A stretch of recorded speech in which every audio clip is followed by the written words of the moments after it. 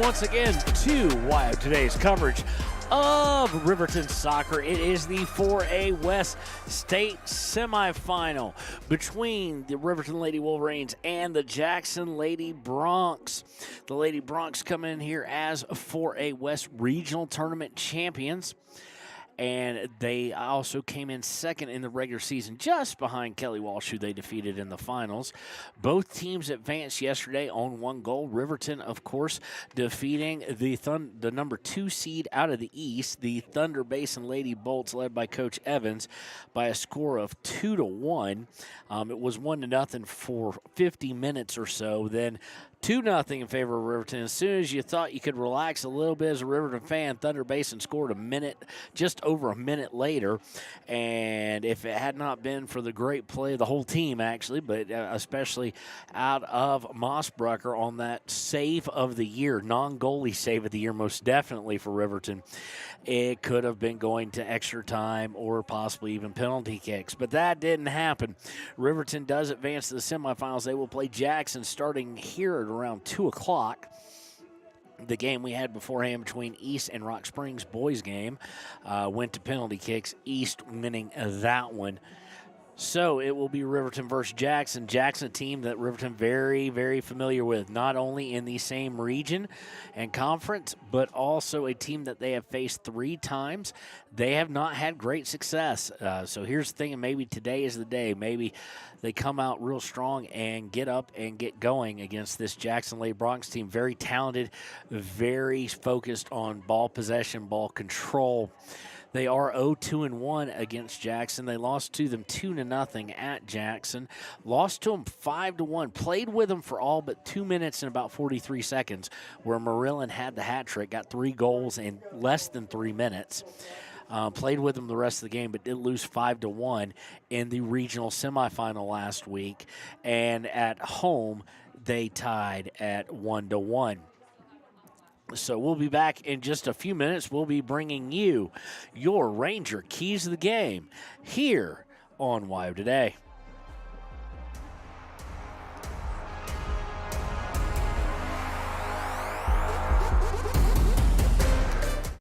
Embrace comfort throughout the seasons with Northern Arapahoe Propane and Solid Waste. Proudly rooted in the local community, supporting Fremont County year-round. Your preferred supplier serving enrolled and non-enrolled members. For more information, call 307-463-4185. Community Health Centers of Central Wyoming has locations across Fremont County ready to serve you at DuBois Medical Clinic, Riverton Community Health, and Lander Community Health Pediatrics. We accept all forms of insurance, including Medicaid and Medicare. Are you struggling to get medical care? Ask for their sliding fee scale. From family medicine to pediatrics, Community Health Centers are here to serve you. Call 307-463-7160 or visit chccw.org to schedule your appointment. Your car or truck is an investment. When it needs repairs, you need someone you can trust to do the job right. Take it to Gunners Automotive. They repair all makes and models of cars and trucks, from oil changes to brakes, tires, and more. Gunners Automotive, 856-2288. Papa Murphy's on North Federal in Riverton makes your pizza to order. Order online at papamurphys.com or in store. Delicious, fresh-made pizza just the way you want it. Papa Murphy's is a proud supporter of our local Fremont County student athletes.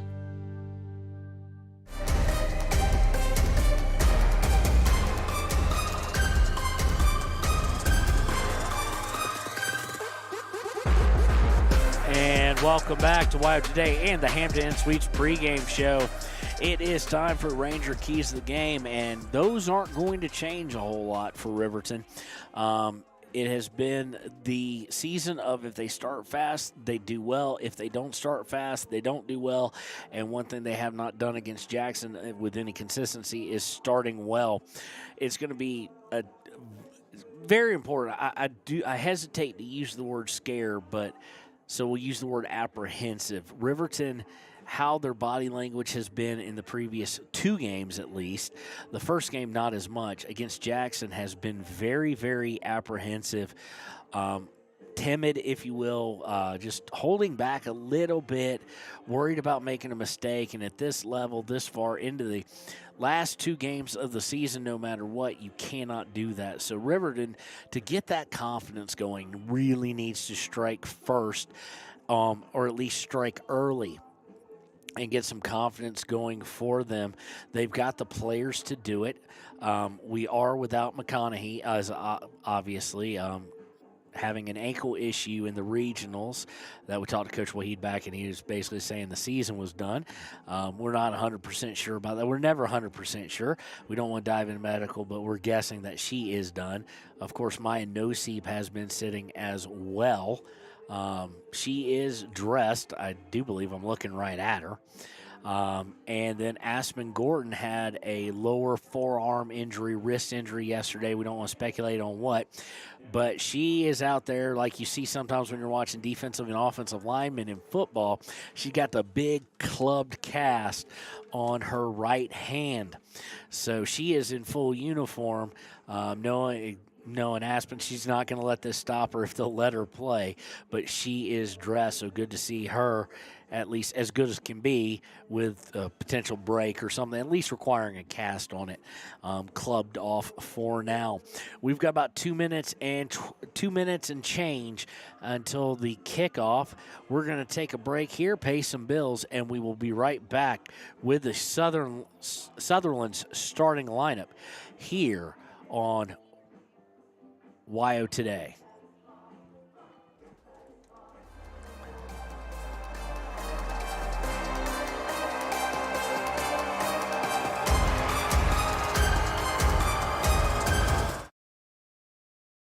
When you purchase your car, do you know if you got the best payment possible? The answer is probably no. Oftentimes, your loan is packed with additional charges that can drive your monthly payment higher than it should be, costing you thousands of dollars more for your car. Hi, this is Patty, and here is your second chance to get the payment you deserve.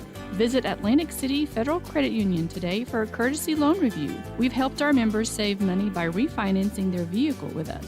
Now it's your turn. Open your eyes to a credit union. Atlantic City Federal Credit Union. Riverton's Hampton Inn & Suites is proud to sponsor our youth athletics in Fremont County. Fremont County school athletics provide our youth timeless experiences and lessons that can lead to success for life. Setting goals, teamwork, and hard work make young athletes into good citizens. When repairs are complete after a collision, you expect your car, SUV, or truck to look like new. That's the service you'll receive at Stork Auto Body in Riverton. Professionalism and meticulous attention to detail. You can depend on Stork Auto Body, 841 Miniweb Avenue, Riverton. The choice is yours. Sutherland's Friends of the Family Plus Consumer Credit Card lets you choose from 5% off instantly at the register or special financing on qualifying purchases. That means no forms, no waiting, no rebates. You can choose 5% off instantly with your Sutherland's credit card. Got a big project? Choose special financing. The choice is yours with Sutherland's Friends of the Family Plus Consumer Credit Card. Subject to credit approval. Minimum monthly payment required. See store for details. Only at Sutherland's. At Teton Therapy, our people make the difference.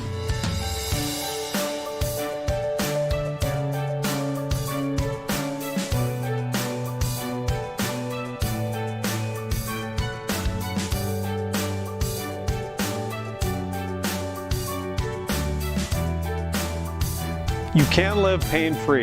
The amazing staff at Teton Therapy can help. In Lander and Riverton. From the wide open spaces to the canyon near you, Wyoming.com is reaching more homes and businesses than ever before. For more than 25 years, we've aimed to provide the best internet and phone service to meet the needs of our customers all across the great state of Wyoming. Now it's getting even better. Wyoming.com, expanding to an area near you. Wyoming.com. We're out there.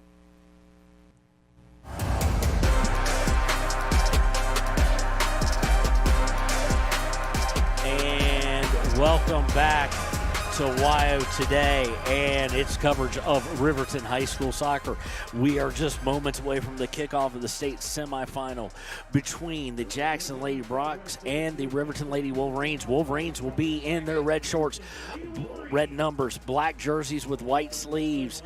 Jackson will be, it looks like, black jerseys with, can't tell the numbers because of the wind, and white jerseys. It is incredibly windy here today. Wind is blowing briskly at a left to right across the field. Not sure exactly what directional it is, but the flagpole's just getting a beating, and the jerseys are as well. It is now time for the Sutherland starting lineups. First, for Jackson Hole and Coach Holster's Lady Broncs. It will be in goal, number 1, Rommel. She will be joined by number 3, Vargas, number 4, Kramer, number 8, Flanagan, number 9, Montez, number 10, Marillan, number 11, Steinberg, number 12, Holscher, number 17, Lee, number 24, Yeomans, and number 26, McLennan.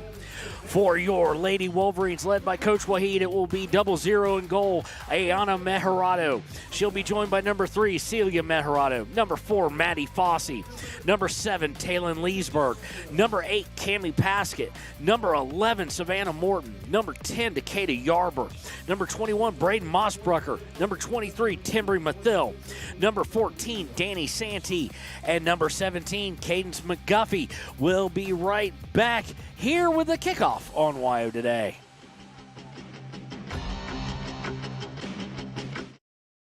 Bailey's Enterprises is a proud sponsor of Riverton Wolverines football. For over 50 years, Bailey's has become the name you can trust. With Pit Stop Travel Centers, you can fuel up and stock up on trip snacks at locations all over Fremont County. You can also put your trust in Bailey Tire and Auto for service and to keep handy for those times when your luck runs out on the road. Refresh at the Speedway Cafe with a dine-in meal or a round of carry-out with a variety of specials to keep you going. Go with Bailey, go Wolverines.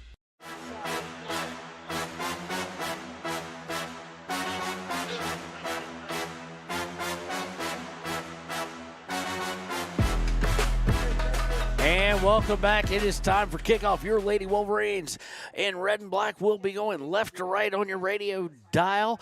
Jackson Hole will start with the opening kickoff here from Jaguar Stadium at Rock Springs Junior High. Beautiful 73 degrees. It's just the wind. Look at that for that effect. Long free kicks, goal kicks, and of course punts as the game wears on, specifically with distance as far as it's going to help where Ayana Meharado is right now in the second half. It will hinder her. Right now, we don't have much of a crosswind going. It's just following the length of the field. Kickoff's going to go backwards, and now immediately pushing forward is Jackson Hole. Mossbrucker gets a hold of it, gets it to Morton, though. Morton trying to get it up, does so. They get it all the way to Meharado. Meharado to Leesburg, center of the field. Leesburg goes back for Fossey. Fossey tries to get it to Leesburg and has it stripped away on the pass, and Jackson will counter on the far right. They're going to try and come down the middle now, and it is taken away and headed out by Riverton. Santee overplays that. It looks like the Katie Yarber at least is going to start on the back line in Aspen Gordon's spot. And now we're into the box, but we have an offsides against Ella Steinberg. Jackson Hole looking to push early. It'll lead to the offside free kick. It'll be just around the 12, just inside the box. This one will be taken by Savannah Morton. Morton unleashes one towards midfield. It bounces up, headed, but Cami Paskett's going to come down with it. Cami Paskett and McGuffey now both there. McGuffey's going to get stripped away. That's going to be an interesting matchup. Jackson likes to play physical, and we've got yet another offsides. This one on number 10 as they were looking for a pass. That is Marillan, of course, who had the 2-minute, 43-second hat trick. But like I was saying, Jackson likes to play very physical. McGuffey, very young freshman. And is not fully comfortable, it seems, fighting, really getting physical on the ball as of yet, but she's going to have to in this game. And now the long kick is going to come down to Cami Paskett. Jackson's going to send it over the end line, and we will have a corner kick to be taken by Cami Paskett here on the near side. We've had a couple opportunities on corners past couple weeks. We really haven't seen one finished since Savannah Morton did herself on the Olympico many weeks ago. Here it is. It's going to come in screaming, and it's off the chest of Danny Santee and over the end line. So just unable to get it angled in right, but good opportunity there for the Lady Wolverines. It will, though, end in a goal kick for the Lady Broncs. They'll take it short, looking to go down the right side. Santee pressuring. Meharado with the steal. Meharado trying to get it centered. She was double-teamed, unable to get it free. Fosse's going to step in front of a long pass, sends it out at the Jackson 35. It'll be a throw for Jackson, but it stops any momentum and allows the Riverton team to get back, especially the midfielders and defensewomen. Throw-in goes right off Jackson out of bounds, so it'll be a throw-in by Meharado. They're going to head it back to Meharado. She kicks it up overhead. Leesburg trying to run on it, and it's going to get kicked out and cleared by Jackson. Timber Mathill able to step in front of it. Mathill brings it down, gets it to Yarber. Yarber to Mossbrucker. Mossbrucker looking to get it in the middle, maybe for Leesburg or a long pass from McGuffey. It kind of went into no man's land and was intercepted. As Jackson Hole looks to counter, Yarber able to step in front of it. Fosse fighting for it. Leesburg able to help her out. Looking for McGuffey, who's beaten out for the ball, and it's popped straight up. Comes down to Maddie Fosse. And Fosse will send it out looking for Danny Santee, it looks like. But it's going to be stolen away by Ella Steinberg. Steinberg working it over to McLennan. McLennan coming down the far side, marked by Mossbrucker. McLennan turning, looking for a centering pass. It's intercepted when she attempts it by Savannah Morton. Morton trying to get it to Leesburg. It was sent right back at her, and finally she's able to at least clear it somewhat out of danger. And this is going to be a foul against Cammie Paskett. Whistle. Really didn't see much to it. Cammie, of course, never agrees with the call, it seems, so she's not going to agree with that one. It wasn't overly physical play there, nothing we hadn't seen already, but it does lead to a free kick at the 40. They're looking to get it in the box. Morton steps in front of it, and she'll clear it out to about 35, where it's going to go off the foot of a Jackson Hole player. Cammie giving chase, and now they're going to have onsides, and they've got openings, and they got the goal. And just the Riverton defense there and not what they needed. McLennan with the score there, it looks like.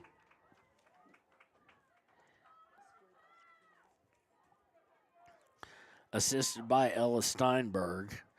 Comes with 35-30, and this is kind of what I was worrying about in the pregame show, is giving up an early one, especially on a mistake, and they're rare by our back line. Back line got lured into it, and two people took off at the same time, both on sides, one of those McLennan, who finishes it off. And it is 1-0 in favor of Jackson, and now the next 5-10 minutes, very important for Riverton as they'll look to respond. We do get a foul against number 12, it looks like. Holscher. Some of the fans wanting a card against her as she went all the way up the ball, pointed at the ref. Little questionable there. Morton's going to take it, and she's going all the way towards goal. It's not going to get to it, though. It's going to be cleared out by Kramer. Fosse giving chase as the clearance went to Holscher. And it's going to go off of Fosse on a clearance attempt and go over the end line for a goal kick.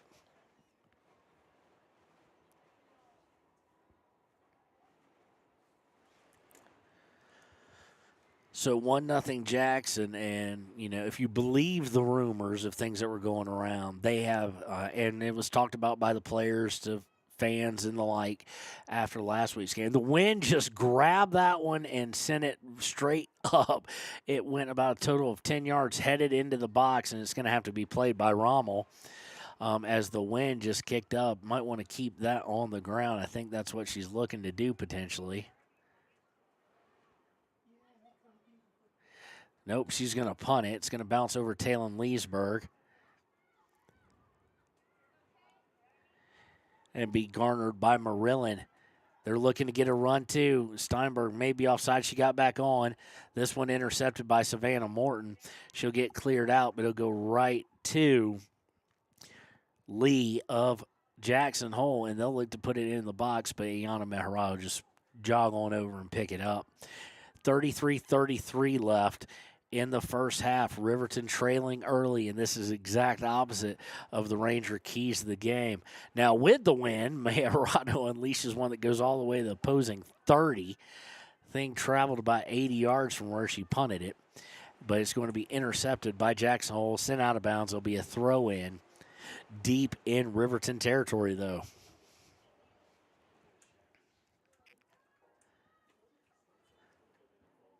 They're going to tell her to come further back even to throw this in.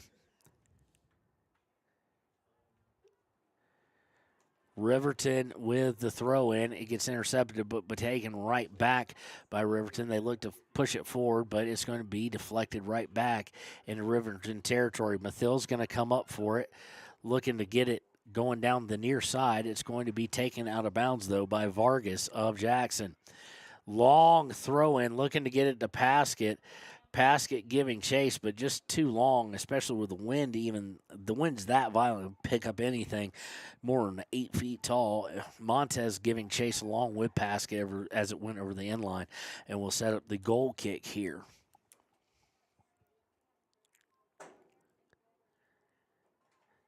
The wind's so fierce it's even blowing the ball back from where it's put for a goal kick, so they're going to take a low one. They get out to Montez. Montez makes one move, sending it near side, and it's going to go out of bounds off of Jackson Hole. It'll be a throw in at the Jackson Hole 32 for Mathil. Mathil throws into Leesburg, back to Mathil. Mathil's going to pop that thing up, and it's going with the wind, and it's going to be headed across the goal mouth by Jackson Hole. Not what they wanted to do, and it's going to set up a corner kick that is going to be taken by Savannah Morton.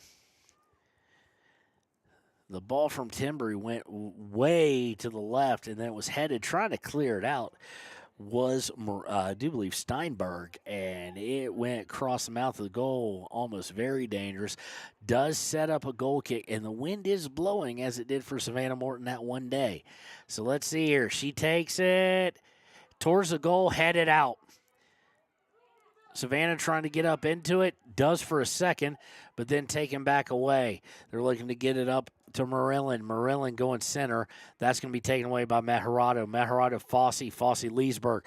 Leesburg back to Meharado, looking to get it to Paskett.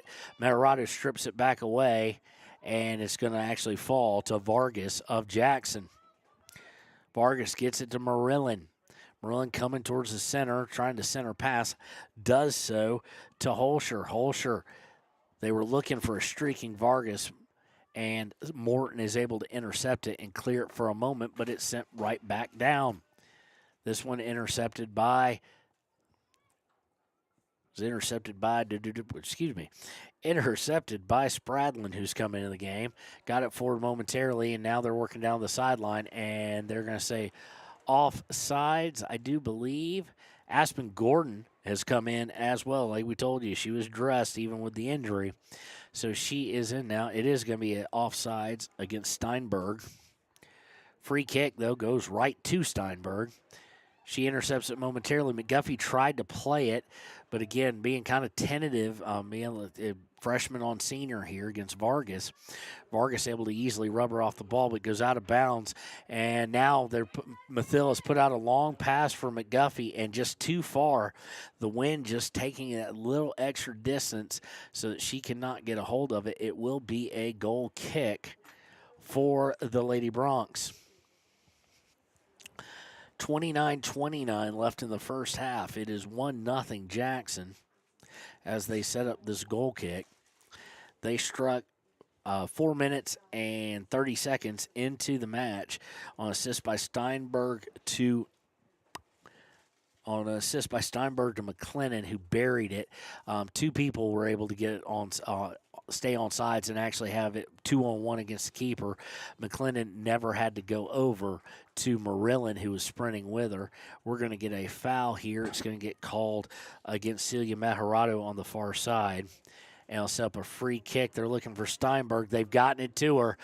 And good job by Aspen Gordon to actually push her off the ball, turn, and get it out of bounds to allow some of the midfielders to get back for Riverton.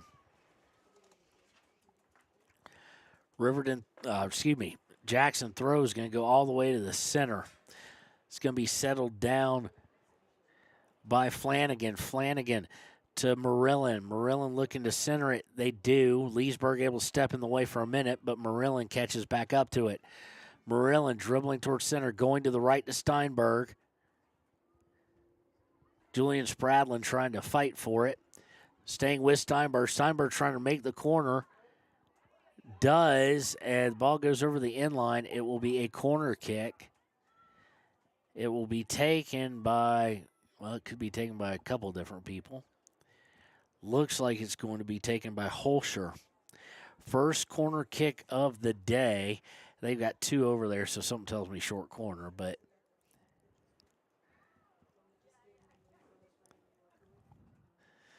and that's exactly what it is.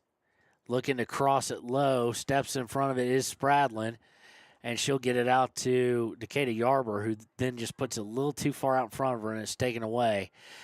Here, taken back away by Spradlin, sent out of bounds at around the 17 of Riverton for a throw-in for the Lady Bronx. Throw-in is going to go off to Katie Yarber. She took one to the chin or the chest. She grimaced at it, but is back at it. Throw-in is going to be way too far. It's going to go over the end line, and it's going to be a goal kick for Riverton.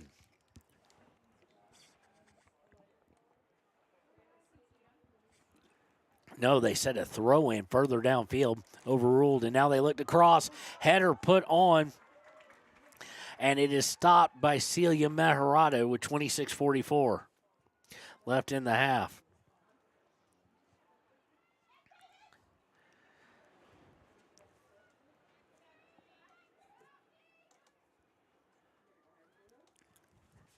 Riverton now, they started out very, very well as far as being able to put some pressure on, and now they're going back, it seems, after that first goal that was so hugely important now, it seems. Jackson is dominating possession. There's no aggressiveness out of the midfielders or anything to do anything. And there they go with a cross, looking to head it on. Instead, it goes the opposite direction. It'll be a throw-in for Riverton. Riverton's got to find that enthusiasm, that moxie, if you will, that they started the game with, or this is going to be a very, very tough matchup, and it's already a tough one. Throw-in. Goes over Mejarado. Mejarado trying to fight for it. Gets double team taken away by Flanagan. Flanagan to Vargas. Bronx looking to work the near side. Taken away by Mathil. But as it's cleared, it goes right to Montez. Montez coming all the way up the center. Blows by Mejarado. Blows by Fossey. Gets over to Steinberg. And Spradlin's at least going to send it 10 yards downfield. But Flanagan gets back to it. Looks for Steinberg. And Steinberg just sends it too far over the end line for a goal kick.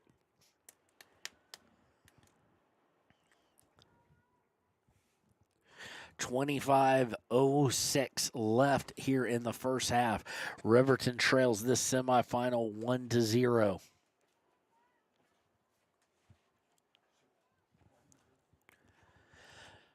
Morton spotting up the goal kick here. The wind has gotten even more fierce, if you can believe that at times, especially with the gusts. Morton long kick goes off the head of Jack's home player and goes right into their back line where they'll take control of it. Yarber with it, looking for Paskett. Paskett one touches it, but it's just coming in too hot for her, and she's not going to be able to turn and run on it as a roll all the way to Rommel.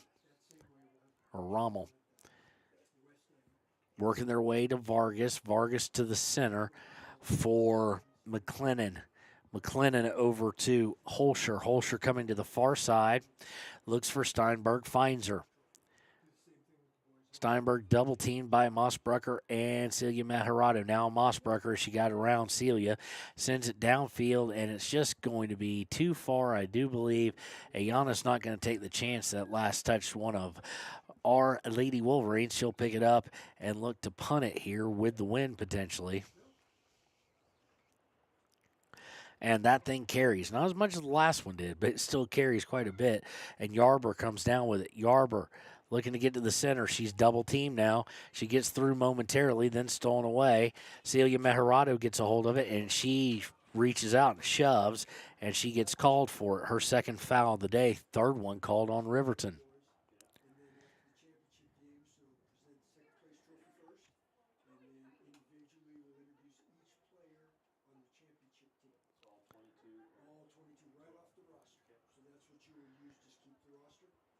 Kick far downfield after the penalty call, or the foul call. They get it over to Flanagan at midfield. Flanagan looking for Vargas, was stepped in front of by Mathil. McGuffey trying to get around. She's going to have to, and that's okay, that's bogus because she didn't extend. And McGuffey's not going to get that physical. McGuffey was just yellow carded for barely touching a girl. It's just not McGuffey's style to play very physical, as we've talked about for weeks. So she does get the yellow card, though.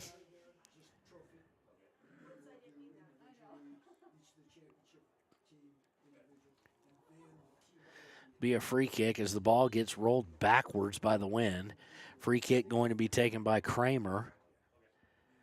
Kramer sends it downfield. Coleman Weiss able to get into it as she's checked in for the first time this game. And it's going to go out of bounds off of her, and it'll be a throw-in for Jackson. Wrong one. Flanagan looking at the wrong side. Flanagan going to inbound again.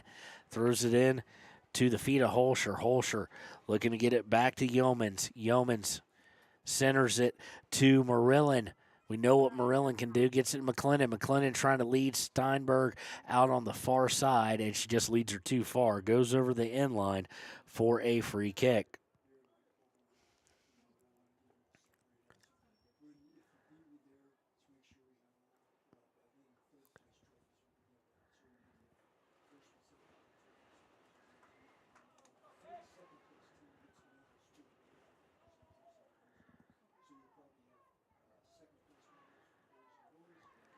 Goal kick goes up to Leesburg. Leesburg loses control of it. Now here comes McClennan. McClennan going towards the right, probably looking for Steinberg. That's kind of been what they've looked for lately. Steinberg gets it now, brings it back out towards the 20. Looking to turn. She's hounded by Mossbrucker. Gets it to McClennan and taken away by Gordon, who will send it out of bounds at about the 18. 21-19 left. Inbounds. Gordon taking it away for a second, then lost it. Now Leesburg clears up to Paskett. Bounces one, now bounces off the head, and it's taken away by Montez. Montez up to Marillin. Marillin coming near side. Leesburg with the mark. Looks across it back to the center. Does so for Holscher, and Holscher will send it back to Kramer. Now coming over to Steinberg on the far side. Mossbrucker trying to take it from her, forcing her out towards midfield, and it's going to go out of bounds. They're going to say last touch by Decatur Yarber, so it'll be a throw for Jackson with 20:34 left. Throw-in's going to be sent out of bounds, I do believe, by Mossbrucker. It'll be a throw about 20, 25 yards further downfield for the Lady Broncs.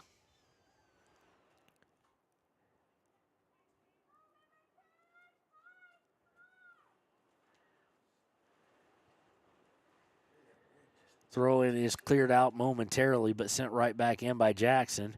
Jackson looking to work down the right side, trying to find something out where the wind is not as prevalent. The wind is just a whipping in this valley here. Looking to work down the far right side. Gordon marking. Now looking to cross over. Shot is taken and just wide out for a corner. May have been grabbed, may have been saved by Mejarado. Didn't look like she touched it, but may have. It's going to be a corner here. Let's see who's going to take it. It's going to be number 12. 12 had the shot, too, by the way. That's Holscher. Ulster will take the second penalty kick of the day, or corner kick, and Ayana Meharado with a beautiful save after the strike came in low and hot. It was struck by, I'm trying to lay eyes on a number 17, Lee. The save came with about 19:05 left.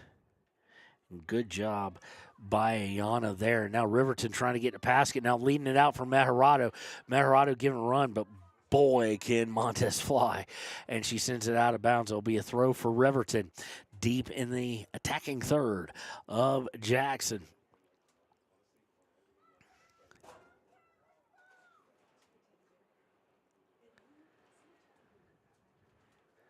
Throw in here by Mossbrucker.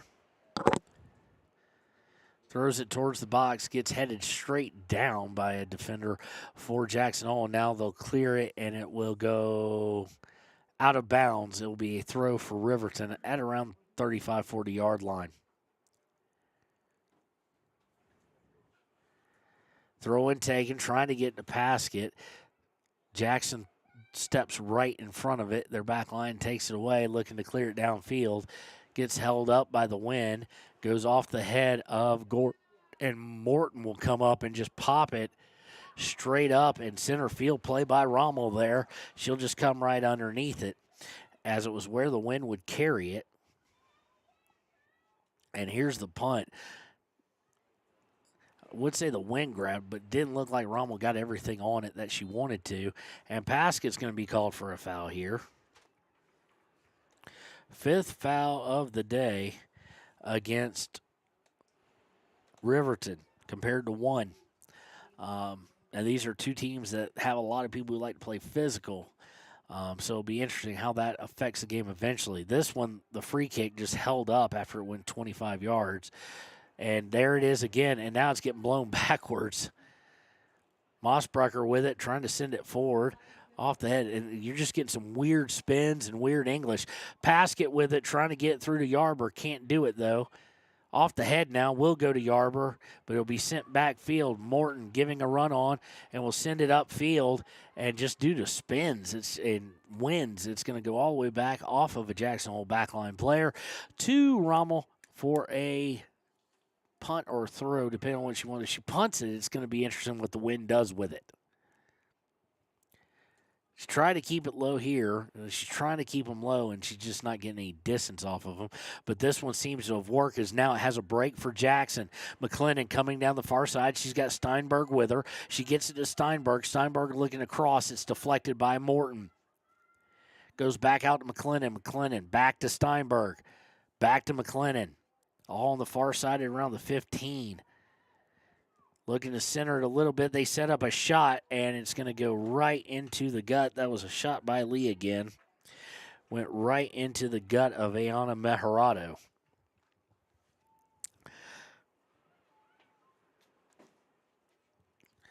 So it will be a punt for her. Now, she's got the win in her favor right now. She won't in the second half. And this is going to bounce over everybody, but just a little too much speed picked up from that win as Paskett was trying to run onto it. Takes it all the way back to the fence.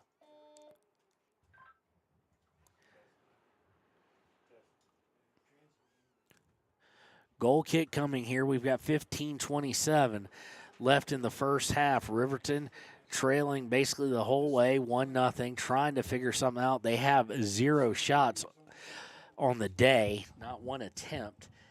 This kick is going to go right out of bounds at about 29, so it'll be a throw-in. Mossbrucker throws into Fossey. Fossey back to Mossbrucker. Mossbrucker looking for Paskett. Paskett had her player walled off, but it rolls to Yarber.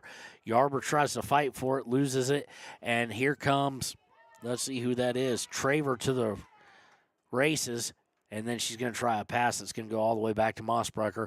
And now that pass, Paskett trying to give a run on, and Rommel comes diving in, flying at the feet of Paskett, and is able to grab it before Paskett can get a hold of it. Best opportunity of the day for Riverton just came in part probably because of the wind. So Rommel kind of decided what to do. Do you punt it? Do you just throw it? for going against the wind, gets a pretty good one there. It winds up right at Gordon's feet, though. Gordon trying to put it to Celia Mejarado. It's going to be taken away by Yeomans, and now Jackson's off to the races, coming down the right side looking for Steinberg. Steinberg's going to beat everybody but Savannah Morton to it, and Morton will send it out of bounds at about the 23 to allow Riverton to get some more bodies back with 14 minutes to play in the half.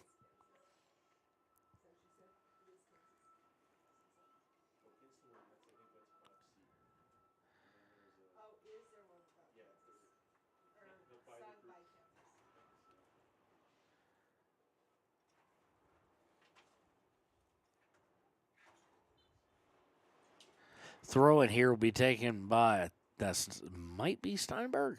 They have similar hair. I don't think it was Steinberg. I think it was Lee. But it's going to go out of bounds anyway, off of Jackson Hole on the far side. So it'll be a throw in. Mossbrucker trying to get to Mejarado. Instead, it winds up at the feet of Leesburg. Leesburg loses it. Mejarado tries to fight for it back.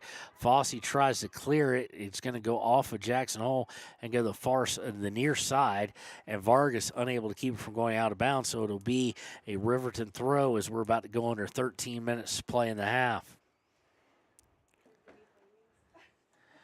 Throw in, bounce over Mejarado's head, bounces over and goes to Jackson Hole. Vargas will take it. Leesburg pokes it free for a moment, but she poked it free right to Yeomans. Yeomans coming down the far side. Timber Mathil's going to get a hold of it. Just sends it to midfield, though, and nothing there. Now Fossey trying to give her on. She got a steal. She gets beaten out by McClendon for the ball, who go to the back line. Now they'll send it far down the field. Misplayed by Gordon, but Morton able to clean it up for her. Gets it to Mejarado. The wind is playing havoc. Mejarado looking to get it to Yarber. Gets headed up right back to Mejarado, but taken away by Vargas. Now Decatur doing a good job getting in there, but it's going to get deflected back. Backline's going to send it forward. Gordon trying to get a hold of it. It'll roll all the way to Spradlin. Spradlin up to Paskett. Paskett trying to put it out there for Yarber on the near side. Yarber able to get nice move by Decatur. Decatur looking to center it. She was looking for Paskett and it gets sent packing out now to Vargas. Taken away by Mejarado. Mejarado out to Yarber towards the box. Yarber's going to put it towards net. It's going to be headed down by Jackson Hole. They don't do a good job of it, though, and it's sent across the mouth of the goal by Decatur. And just a bit wide. First opportunity there for Riverton comes offensively with 11:28 left. He'll set up a goal kick here.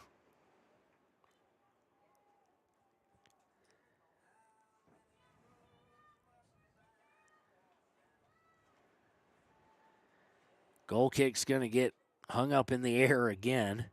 Not as bad as it had been, and they're going to say there was a foul. It's number maybe 14. It may be Rogers. That's who was in the vicinity. They'll set up a free kick from the 29. Now remember, the wind is with them. Paskett's going to take this one. Comes in screaming low. Now Riverton to Leesburg. They had it for a second there. Good look. Mejarado trying to get it to Yarber. Giving chase, trying to keep it from going out of bounds is Piper Anderson. But she's unable to do so. Go out of bounds at the 20 as we're under 10.5 minutes to play. In the first half here from Jaguar Stadium, it is Riverton 0, Jackson Hole 1 in this 4A state semifinal. Cleared out by Jackson, but it's going to go out of bounds. It'll be a throw for Riverton. Mathil will come back to take that.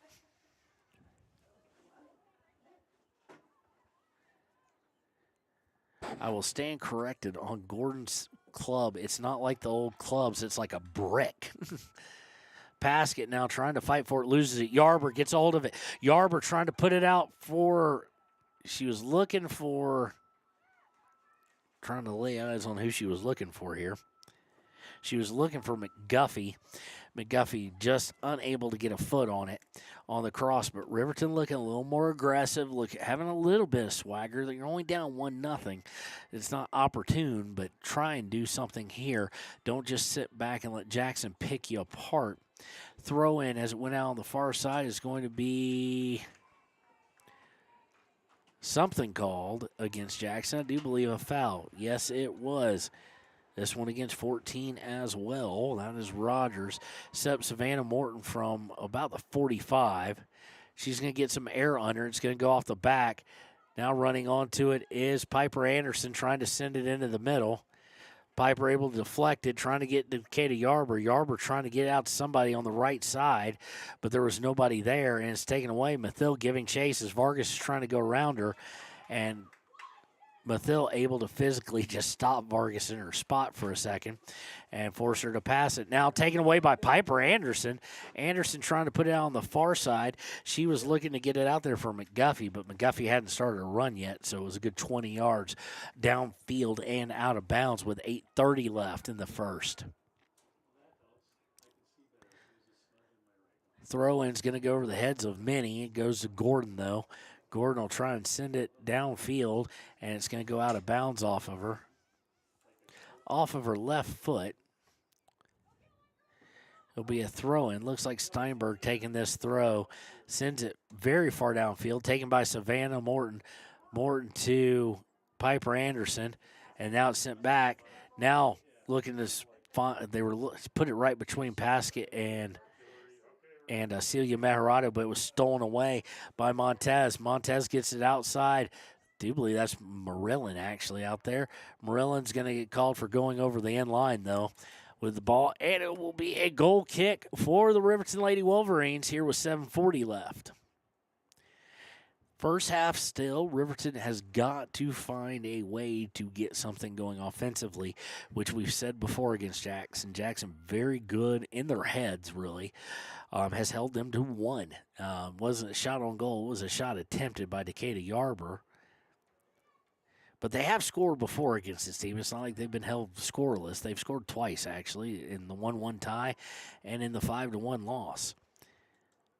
Morton going to try and step in, does so to deflect it out. Piper Anderson trying to keep it, but McLennan gets it. Now she's on the right far side. She's going to have an open clear chance to center it, but Morton steps in front of it, at least gets out of danger for a moment, and then it's sent right back in towards the box.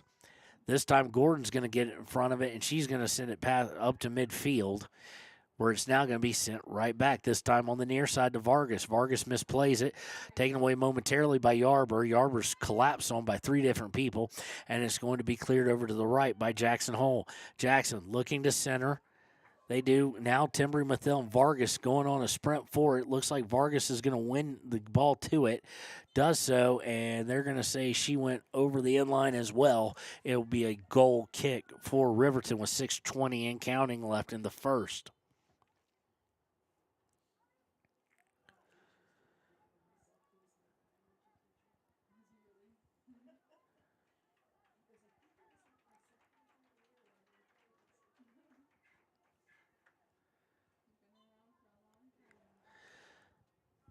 Goal kick taken by Morton, and Morton just misaimed, or Timbry Mathil didn't know where to be. One of the two as it goes out of bounds deep in Riverton territory. So it'll be a throw-in for Jackson. There was nobody there marking Timbry. Timbry was just either too far back or Savannah just aimed it too far forward. But now bringing it towards the box and bringing it down is Holscher. Holscher looking across. Good luck getting through Timbry Mathil and Savannah Morton.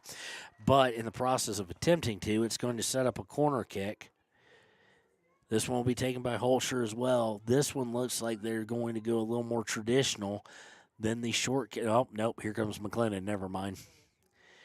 McLennan coming close, and Celia Meharado was going to stay right with her. Very short corner. Now they'll look to cross, and Mathil fight for it. It's going to go out of bounds, so there's your corner kick. It amounted to nothing. It'll be a throw-in taken by Holscher. Holscher to McLennan, threw it about a half foot.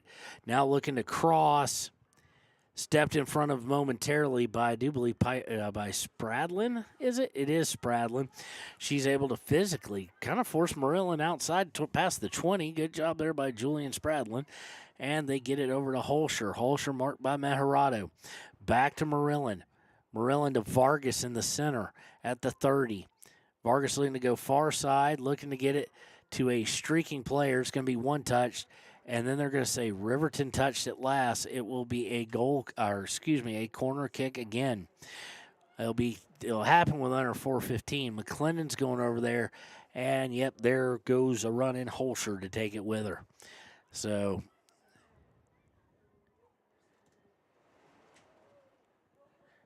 expect the short corner again. It is. It's kicked like 2 feet before Holscher gets it. And then Morton able to get a hold of it and clear it out. And they're actually going to call a foul against Holscher there. So it'll set up a free kick to clear it out with 3:45 left in the first half. And that's as close to the end line as you can get for a free kick. Morton takes it, goes screaming down the far sideline, and it's angled out of bounds by Holscher, so it'll be throw-in for Riverton. Be really sweet to get one right here in the final 3 minutes. Kind of get some confidence back. Throw-in gets intercepted momentarily. Gordon turns around, trying to get to Anderson. Did momentarily, but taken away. Taken back by Riverton, now taken back by Jackson Hole. They get it over to Vargas. Vargas puts it in there, and then it's going to be taken away, and Morton will look to clear it. And just the spin and the wind's going to send it out of bounds. It'll be a throw for Riverton. Mathill will come up to the Riverton 46 to take this with 2:50 left in the first half.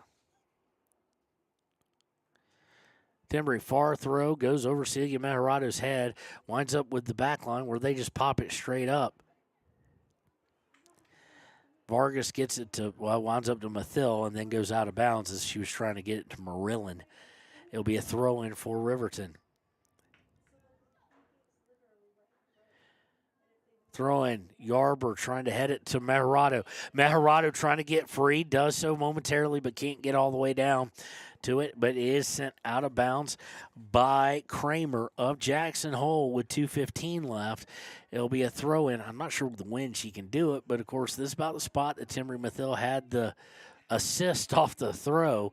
She's looking to throw it in, and it's going to go right off the foot of a Jackson Hole player, and then they'll clear it out off the bounce. Looking to get Leesburg. Leesburg to Anderson. Anderson looking for Mejerado. Mejerado falls. And away comes McClendon with it at the 50, now at the 40. Looking to come down far side. She's got more speed than Leesburg does. Mathill joining in there.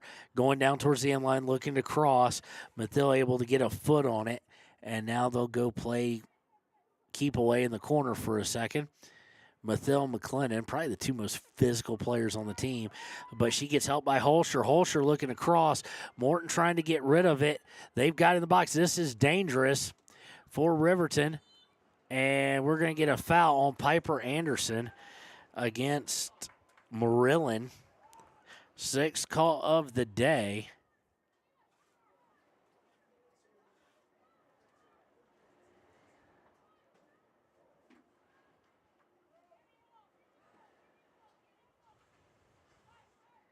So this free kick will happen, not good.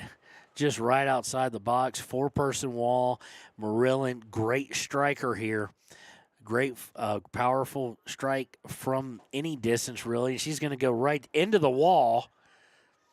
Riverton's still not getting it out of danger yet, but Yarber's going to put it up to Paskett.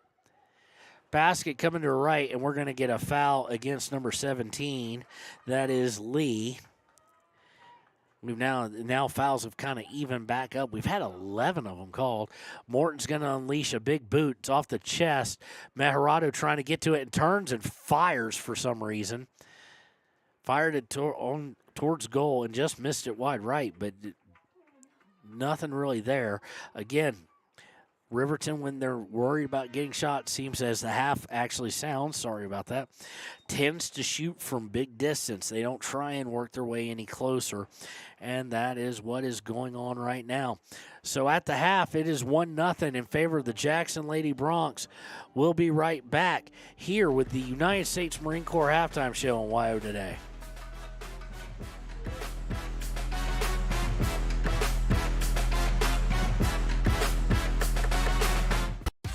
Want access to local news, sports, events, and more? Download the WYO Today app. Now available on all platforms. Stream your favorite radio station, submit something to buy, sell, or trade for deals on the dial, or view contests and special coupons. Better yet, the WYO Today app is the best way to access free HD video of Fremont and Hot Springs County athletics. It's all at your fingertips. Head to your app store or visit wyotoday.com to download the WYO Today app now. Wind River Family and Community Healthcare has clinics located in Arapahoe, Ethity, and Riverton. We provide family medical services along with dental, optometry, behavioral health, physical and occupational therapy, and more. Our in-house lab and pharmacy at all locations make for a one-stop primary healthcare center for your healthcare needs. Wind River Family and Community Healthcare is striving for a stronger, healthier community because Wind River cares. More information can be found at windrivercares.com. High Plains Power is a Touchstone Energy cooperative. What does that mean for you as a Rural Electric Association member? It all comes down to 7 principles: open membership, one voice, one vote, member benefits, independence, education, cooperation, and community. To understand how it all works, we're headed back in time. In 1879, electricity was in major cities, but rural areas were out of luck. In 1935, President FDR made it possible for companies to build power lines to unserved areas. By the time we hit 1941, some 400 electric co-ops had been organized to serve rural America, just like High Plains Power. For more information, visit highplainspower.org. We believe that everyone deserves a second chance, including us. Hi, I'm Brian Robacher, CEO of Atlantic City Federal Credit Union. And if we said no to you in the past, I'm asking you for a second chance too. In the midst of everything happening, we are committed now more than ever to second chances and when it comes to your finances. An auto loan for your new car, business loans, home loans, and more. Give Atlantic City Federal Credit Union a second chance to give you a second chance. We've been helping our community thrive since 1964, and now it's your turn. Visit AtlanticCity.coop to apply today. Atlantic City Federal Credit Union, federally insured by the NCUA. Wyoming Waste hopes that all Fremont County sports teams dismiss their opponents like Wyoming Waste dismisses your trash. They offer services from roll-off cans, commercial, and residential garbage. Wyoming Waste services Fremont County, Hot Springs County, Washakie County. They are open Monday through Friday from 8 a.m. to 5 p.m. Please call 307-856-5354 or stop down at the Riverton office, 730 South Broadway. Wyoming Waste wants to wish everyone in Fremont County good luck in their sports this year.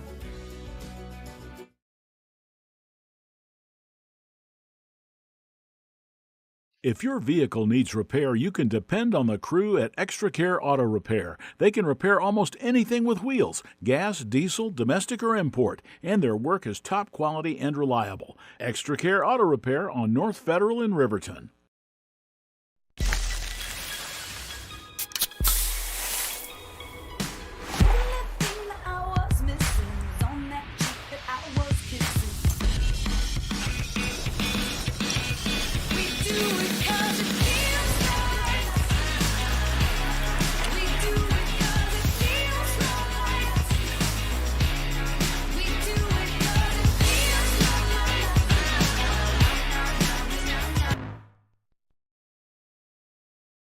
You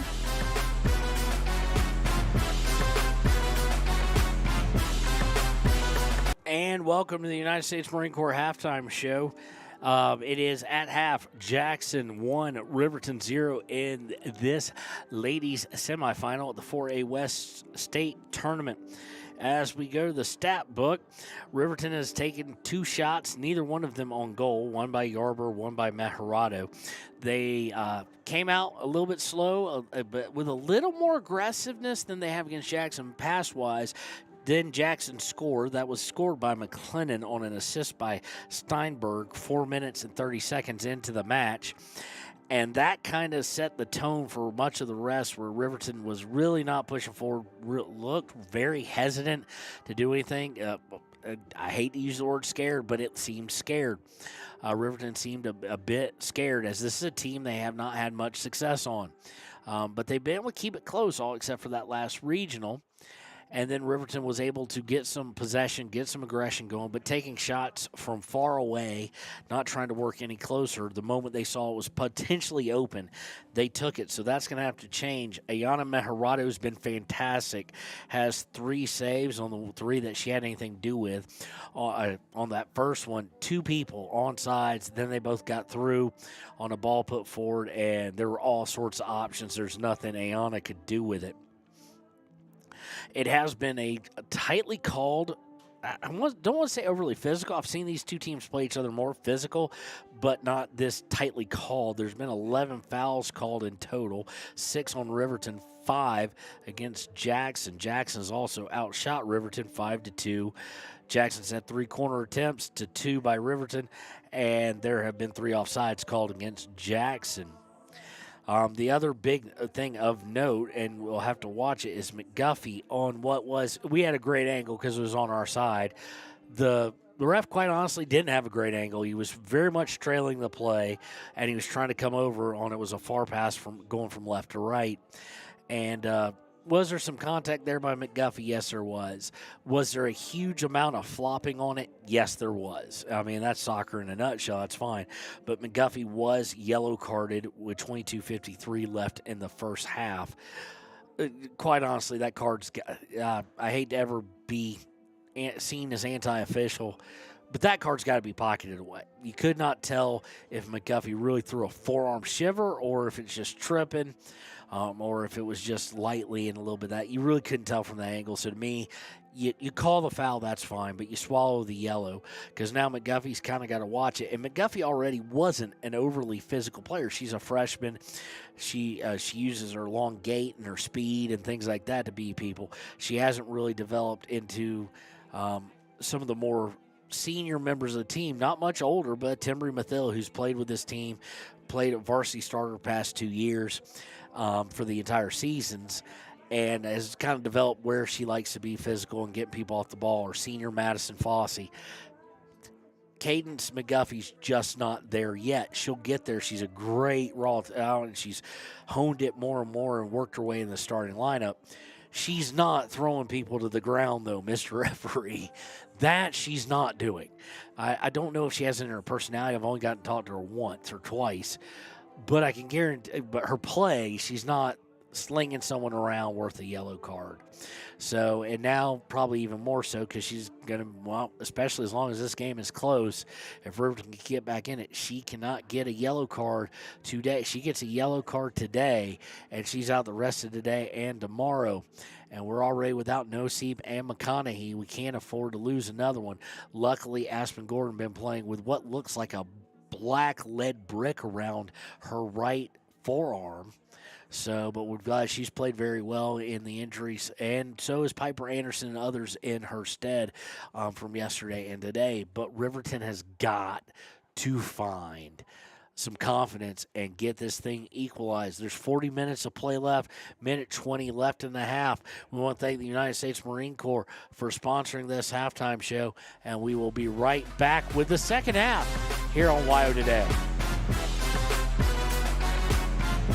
A lot of time. Expressway Lubes on South Federal in Riverton and Highway 789 in Lander provide a fast, professional lube oil and filter change. Expressway Lubes, locally owned and proud to support our local student athletes.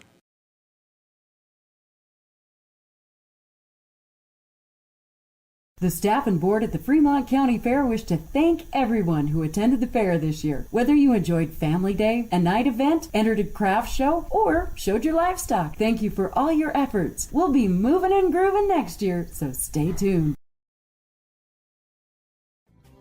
Riverton Blodorn Lumber is proud to support youth sports. Experience the Blodorn difference. Quality products, design, delivery, and expert service. Blodorn Lumber, 1202 North Federal in Riverton. Blodorn Lumber.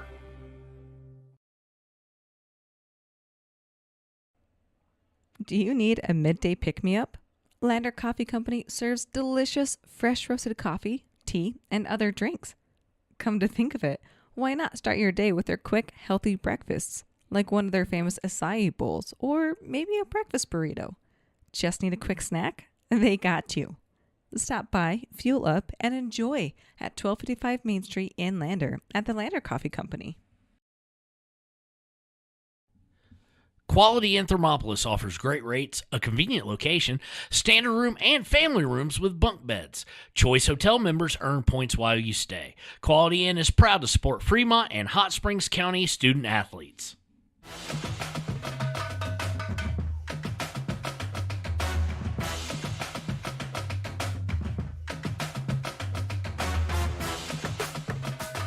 And welcome back. It's time for the second half here on WYO Today. Riverton will start with the ball. It'll be McGuffey. I see Leesburg, Paskett. You're kind of who you typically expect to see out there. Gordon going to resume her kind of normal starting spot on the back line. Now she did not start the game but came in. Riverton going back to, they get to Morton after Fossey had it. Morton's got some room to run here. Tried to put it out for Leesburg. Leesburg misses on it, and it gets deflected all the way back to Fossey. Now they're going to get to Steinberg. Steinberg for Jackson trying to work down the near side. That's one thing Riverton can't afford is a quick goal. Steinberg going down towards the corner. Trying to come back in. Does so, curves, and it's going to be sent over the line, and we've got a player down. It will be a corner kick. I'm trying to see who it is. It looks like it might be Mossbrucker who is down. She's kind of turtled up, hands in her face, and here come the trainers and the coaches. We'll take this injury timeout with them and be right back on WYO Today.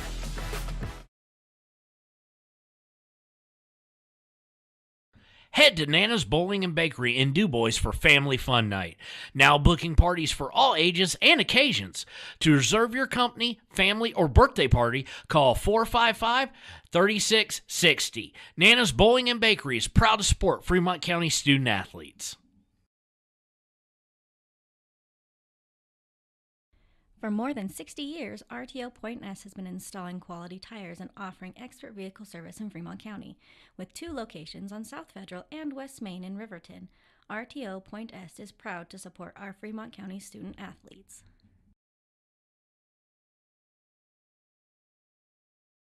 If you're planning home improvement projects, look no further than Valley Lumber. They provide nothing but the best from lumber, power tools, hardware, paint, plumbing supplies.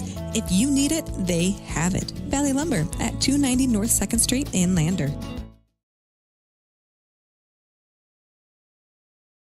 B&M Septic and Excavation offers prompt professional service. Call them today for a quote at 850-2200. They serve far and wide across Fremont County and deep. B&M Septic and Excavation is proud to support Fremont County sports.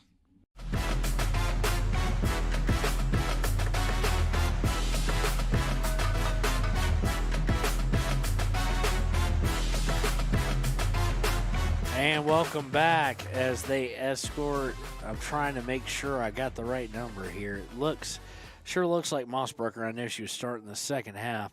She's got her hand up to her nose, maybe took an elbow to the face and is bleeding something of that nature. But she is holding her nose or face area. It will be a corner kick as it went off of her. It will be taken this time by Steinberg. Steinberg from the near side sends it screaming, and it's going to be headed out. And McGuffey's going to have a chance to get to it. McGuffey, good play with her feet. And Maharada tried to get it right past her. Maharada trying to play through a couple. And McGuffey's trying to now play through a couple, but it's going to be taken away. Then going to be nailed off McGuffey and out of bounds. That was Braden Mossbrucker who went off, and just judging by who has gone off. She is replaced by Julian Spradlin. Throw-in is at Leesburg and Spradlin, and it's going to go off of either or both and go out of bounds about 5 yards further downfield. Throw-in will be taken by Lee. Lee with the throw-in, and now she's going to send it in the box. And they're not used to kicking in the direction with the wind being in their favor, although it's died down a bit. But the wind did catch that one and sent that pass into the box, screaming up into the air and then over the end line for a goal. Morton looking for Mathil. Mathil's going to send it downfield, looking to get it to Yarber. It's going to be intercepted. Unable to cross it. Goes off the referee's foot now, just off the side of his foot. McGuffey to Morton. Or Morton to McGuffey. McGuffey's trying to get back to Morton. Now McGuffey gets a little room to work. And McGuffey going down, and she gets just gently shoved off the ball. And it's going to be cleared all the way back to Ayana Maharado.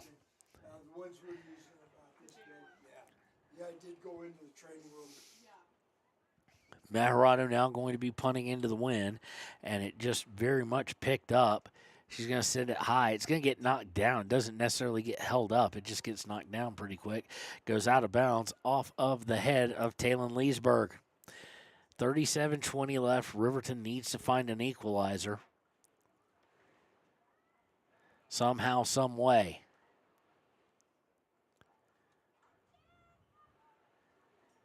Jackson now looking to work it towards the center. Coming across is Holscher. Holscher now puts on the brakes and goes straight down the middle, trying to get it through. Gordon able to get a foot on. No, excuse me. That's not Gordon. That's Embry Mathil able to get a foot on it. Now it goes to McLennan, who has a good look at it, but just can't get it on target. She's going to miss wide left. Of course, she has the one goal of the game. Morton's going to take this goal kick. It's going to go screaming out and then misplayed by Decatur Yarber there. She looked like she was going to stop it coming towards her. Instead, looked to turn around, but she was so close to the sideline, it just went out of bounds. But throw in, intercepted by Riverton. Yarber with it. Just deceptively everything. Fast, strong. She's incredible. Gets it up to Maharado. Or excuse me, yes, now Maharado trying to fight for it. Morton's going to tip it out of bounds as Jackson looked to steal it and come down the field with 36 minutes left in regulation.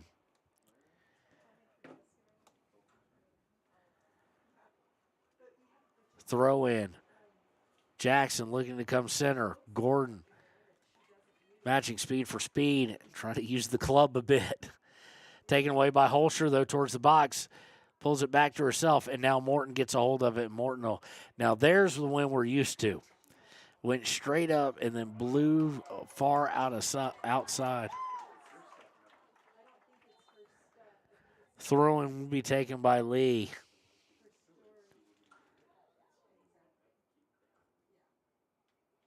We have a score from the high school. Everybody hear anything? Laramie KW. Throw in is down towards the box. It's going down towards the end line, looking to cross. Good cross. Vargas going to have an open look and leaves it on the short side. Good line of thinking there. Vargas' second shot, and she just left it on the outside of the post. Set up a goal kick here. Of course, the other game in the ladies' semifinals happening right now. Over at the high school, it's between Laramie and Kelly Walsh. They are tied at 0-0. I'm assuming they're somewhere in the second half. And after a couple of kickbacks on possession, Jackson's going to send over the end line and for another goal kick.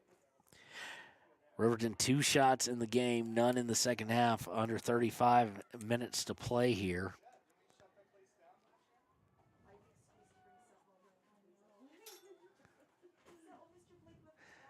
Goal kick's going to go screaming towards Yarber. Yarber's going to lose it. Fossey marking the player who took it. Now to McLennan. McLennan back to, I think that's Holscher. It is Holscher. Holscher gets it to Marilyn. Marilyn doesn't need a whole lot of space. Back to McLennan. Little figure 8 thing going on to Holscher. Holscher looking for Marilyn. Maharado and Timbry Mathil try and get rid of it. And Mathil's finally going to kick it out of bounds. They're going to say, no, it was last deflected off of Jackson Hole, Lady Bronx. So it'll be a throw-in for Riverton. To Maharado. Maharado trying to go through somebody to get to Katie Yarber, unable to do so. Goes back to Mathil. Mathil will now send it up, and it's going to be intercepted by Kramer. Kramer sends it forward for Holscher. This is going to fall. McGuffey had it for a second, but the English on it and the backspin and the wind sent it in another direction. It is going to go out of bounds off McGuffey, though. So it'll be a throw in for Lee. Lee throws it in. It's going to be taken away by Meharado. Gets it to McGuffey. McGuffey pops up in the air. It goes to Yeomans, though. Fossey trying to take it from Holscher now has it. Fossey does take it from her. And immediately, just Jackson Hole just has a contingency plan for any mistake. Steinberg on the pass, and they get it and doesn't get through. Morton able to get a foot on it as McLennan looked to get a shot on.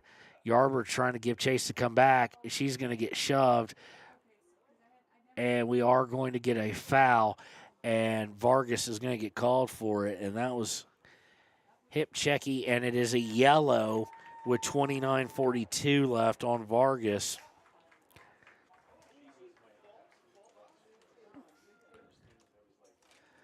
Yarber eventually does get up.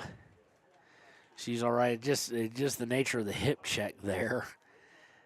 Free kick up to Meharado, but they're going to say do that again. As Jackson Hole was looking to substitute for Vargas, obviously. You have to come out when you get your yellow. You can come back in, but you got to go out. So here it's going to go to Meharado. It's going to be intercepted by Yeomans. Meharado and Yeomans fought for it. Now it winds up at Fossey's feet. Fossey trying to get it to Yarber. Yarber coming on strong onto it and tries to take it away from, can't tell who that is. I think that's Montez, but can't do it. It's going to be sent screaming downfield on the far side, and Savannah Morton will watch it roll out. So it'll be throw for the Riverton Lady Wolverines with 29:10 left. Throw in is to Leesburg, and Leesburg goes right off her knee and out of bounds.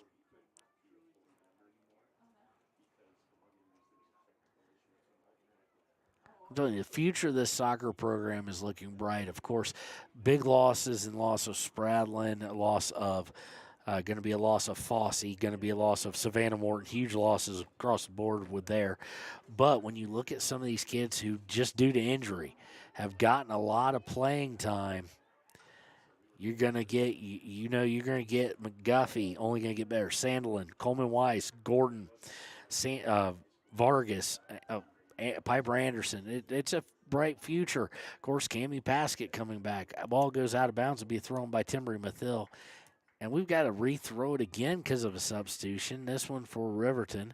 Spradlin coming out and Mossbrucker coming back in. Throw in by Mathil. It's going to go off of Decatur Yarber and out of bounds. Throw in intercepted. Leesburg now with it. Leesburg looking for Meharado, instead goes to Yarber. Yarber trying to put it out, and it's going to get deflected before it reaches Paskett. And this one's going to go all the way down over the end line with 27:45 left. It'll be a goal kick.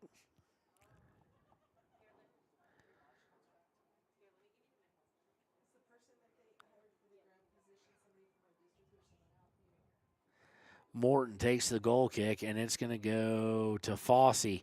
Fossey looking to turn, get stripped down, and they do call the foul. This one against Holscher.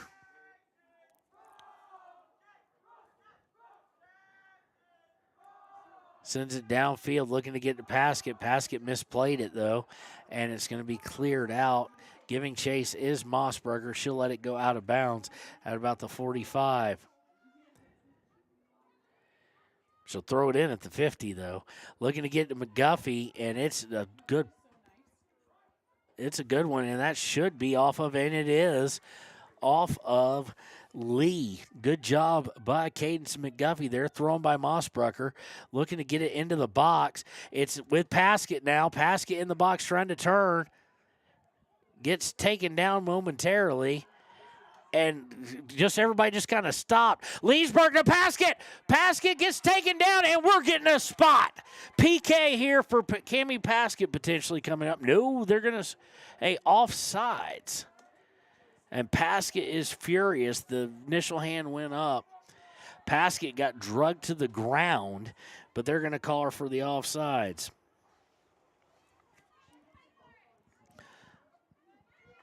Drugged to the ground twice, you get called for offs. Okay.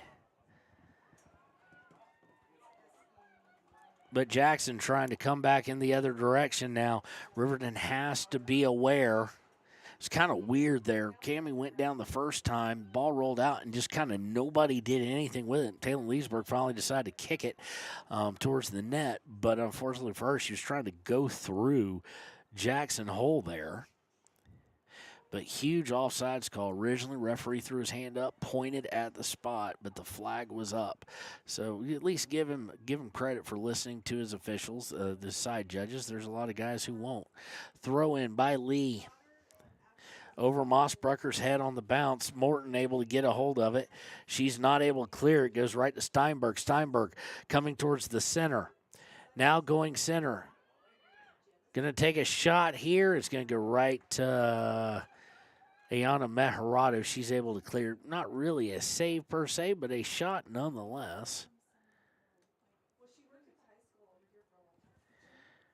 Shot here was, I can't tell what number until she turns around for me. It is by 18, Steinberg, the other Steinberg with the shot. And after the punt out, it's going to be taken away by Jackson. We're going to get a foul here. I do believe that's against McLennan. It is. I just don't get they called the basket got taken down twice. They called nothing, and now they've called everything all day. So it's kind of been very interesting what they've chosen to call. But Jackson, nonetheless, you got to play within it. Gets it to Steinberg. It goes out of bounds off Mossbrucker. 24:15 left.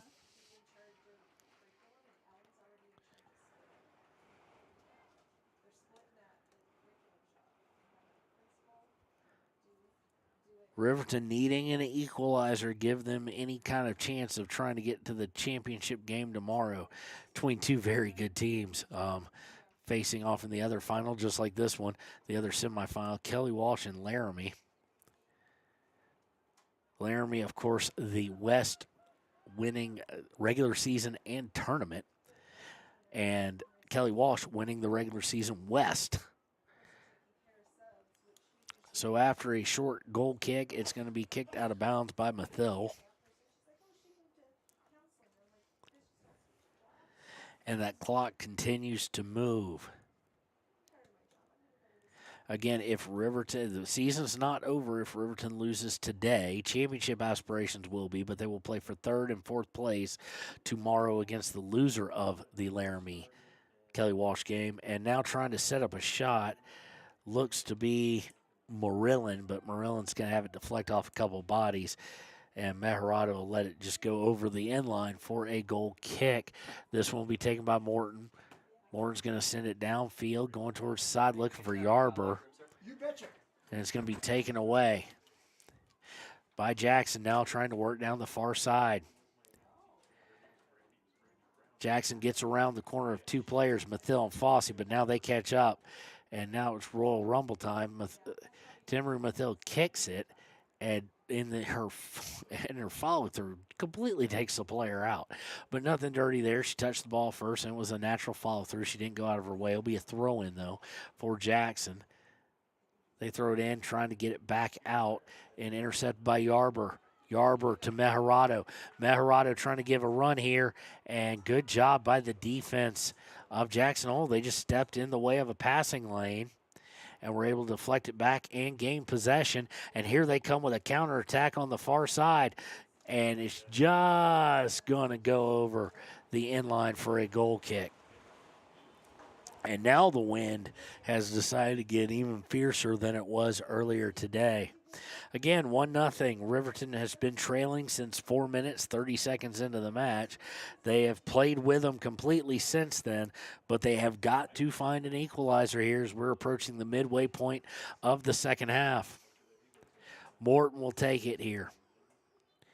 Now a little bit of time as Jackson looked to substitute, and this one's going to go out to Yarber.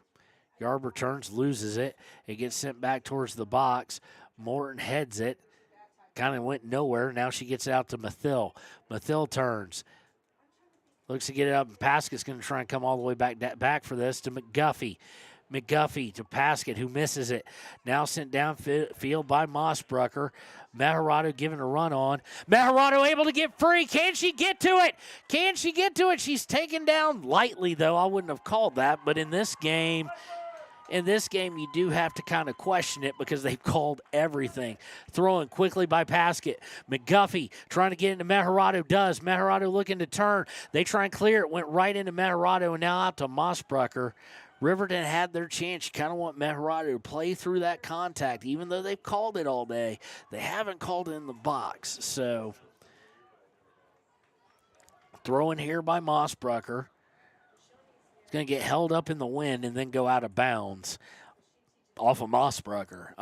The wind kind of angling a little bit, trying to come into our face here on the near side, but so far unable to just fully make that turn.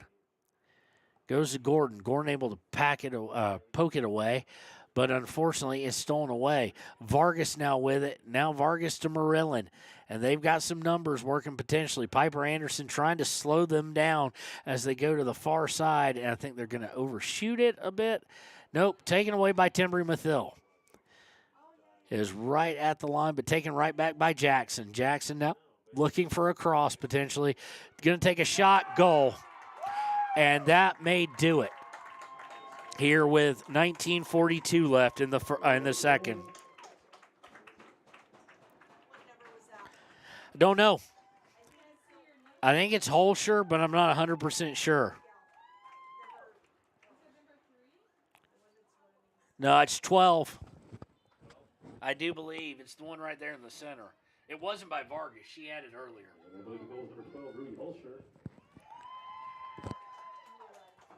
I was about to say the fans kind of agree, so Holscher scores there on the assist by Vargas.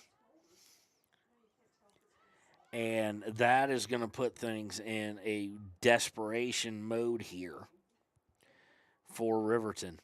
It is the fourth shot of the half, and Riverton hasn't gotten a look on one. Now you think back to that Celia Meharado potential. That's been the best potential really all day. I'm trying to work down is Mossbrucker. Now she's pushing forward. You got to push some people forward. So pulls it back. McGuffey gets in the way. Mossbrucker trying to get over to McGuffey. You're going to start seeing more and more come up. Gordon about the 45 of throw-ins towards the box. There's nobody there. But McGuffey gets a look at it, gets a foot on it, gets it again, gets a foot on it, and she's just taking too many touches. Ladies and gentlemen, she's looking for the perfect shot. She had an open net there, and she touched it two more times. Look, just trying to settle it down to perfection. Just take it at this point. Throw in, as it was sent out on the clearance to Paskett, and they're going to call number 10, Marillin, for a foul. They're ninth now.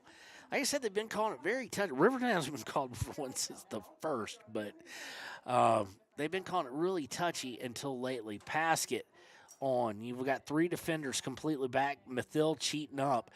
Paskett's going to put it towards goal, and she clears the goal completely. That had been a 42-yard shot with 18:09. All right, everybody's in their locker. Oh, That is Paskett's first attempt at a shot on the day. Riverton is going to have to press up. I would anticipate Timbry Mathill, obviously, and Mossbrucker, who we just saw pressing up. You may even see Savannah start to press up at certain times, although she's able to somewhat play defense by herself at times. Goal kick's going to go to Gordon, who's going to send it out of bounds. Throw in, and this is not meant as being critical. McGuffey's going to be insanely good.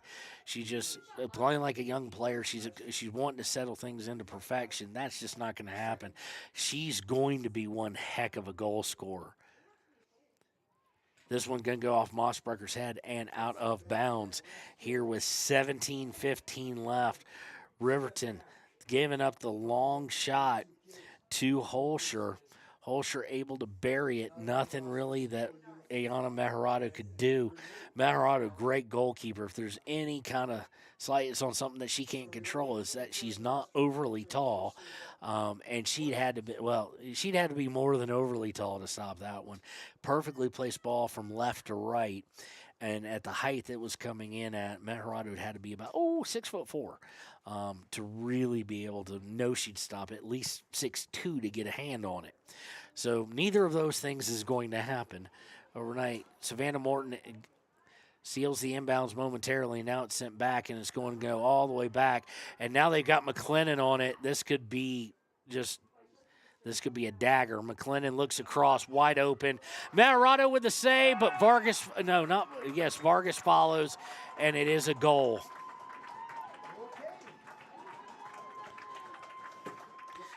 Vargas will get the unassisted with 16:20 left. Sorry, I didn't keep the scoreboard up for you guys. Hold on, let me get that because it's now 3-0. Meharado made a great save, and then it turned around, and Vargas, good job, much like the missed penalty kick yesterday that Meharado and Paskett did a good job. Vargas kept coming and put it in the back of the net. Now McLennan with the steal, trying to push it, and you wonder how much Riverton has left now in the tank with 16 minutes left and down 3-0. Stolen away by Savannah Morton. Because the old saying, everybody goes, you don't want to get whipped. Well, at the end of the day, 3-0, 1-0, 2-1 in a state semifinal, it's all a loss. It really doesn't matter. So you expect Riverton to throw a lot of stuff forward, but with 3 down, you kind of expect maybe you might see Wahid give these seniors a couple of round of applause from a good little traveling set of parents. Morton collides with the shin of another player. Nothing dirty there, just shin-on-shin contact. And even with shin guards, that hurts. They do call Morton for the foul, however. It's her first of the day. It's the first one of the second half. It's now 7 on the day. They've called 16 now. I shouldn't say they. He has called 16. Ref being the only one who can actually call the foul. And sent in the box, Meharado is going to pick it up off the free kick. That shows you the power of the wind. That thing didn't get more than 10 feet off the ground and went from the 50. Also shows the leg. Meharado trying to get Yarber. Yarber was throwing up her arm saying she was there. Unable to do so, but it goes back to Mossbrucker. And now it'll go out of bounds off of Jackson with 14:40 to play. Throw-in's just going to go right out of bounds. It was kind of blown that way. And now we've got some substitutions for Jackson. What I would expect up 3-0, McLennan's coming off, Vargas is coming off, and Yeomans is coming off. I was 11 years head coach, and I lost to Green River once my last year.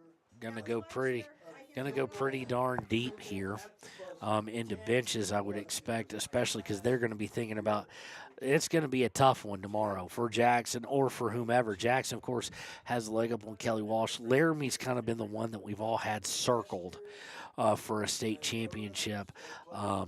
They won the regular season. They won the tournament. It's soccer, so it's not like they didn't have any hard issues because you can kind of force those issues with playing a lot of guys back or gals back. But Laramie has just looked so good at times. Laramie versus Jackson be impressive. And now long pass by Timbry. Running on it is Yarber. Yarber's going to get to it, but she's going to overrun it as Montez fell down, but then was able to get it. Now Meharado to Paskett. Paskett up around the 25. She's going to get tossed down by Marilyn, and they're going to call it. 10th foul of the day against Jackson.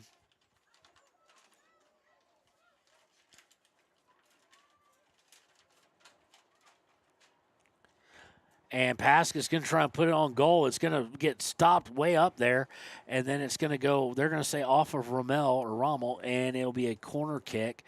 Paskett will take this one. The third corner of the day. We have a substitution coming on right now.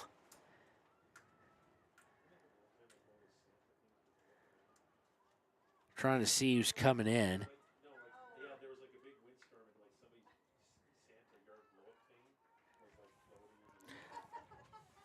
Looks like it may have been Fossey coming back in. She's going to come in from McGuffey. Paskett with the corner here. Comes in too far, a little far out. Wind may have helped with that. Morton's going to get a hold of it. Kicks it right up into her hand. They don't call it, though. And now here we go. Jackson's on a bit of a break. Looking to get past. They do. They're going far sideline. At the 25, 20, 15, going to look for a cross. There's really no one there for the cross. And Mejarado come out for it anyway as they were looking for it as we go under a dozen minutes to play here.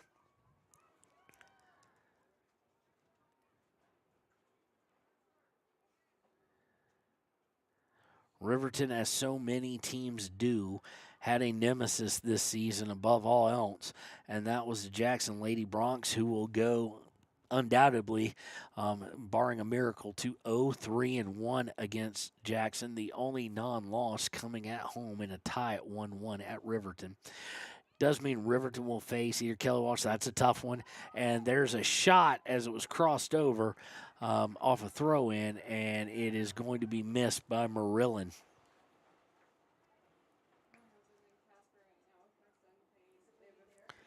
Eighth shot, 1, 2, 3. Yeah, well, let me tell you. You know, although we haven't blown the corner flags over yet, so I've seen worse. Unless they put extra weight on. And you know what's crazy? Is state track this year is actually good. Like the weather was. Yes. Every time I've gone, and when I was a coach, the first time I was a coach for Mountain View, I went there and they kept telling me, the coaches, they're like, Trying to get our stats here right. 10th shot of the day was there by Marilyn off the goal kick. She gets it back. She gets it outside, looking to cross it again, and it's going to be cleared out by Piper Anderson and out of bounds. By the time they throw, well, no, they ran over quickly. I thought they just used some time, but I guess up 3-0, you're not thinking about that. So Jackson will face, whoever Riverton faces tomorrow is going to be a tough one. Against Kelly Walsh, they did not have a overly successful season. Against Laramie, never faced them. So if it's Laramie, so chance to get even with Kelly Walsh. Played them well. It was very tight games. It's just unable to.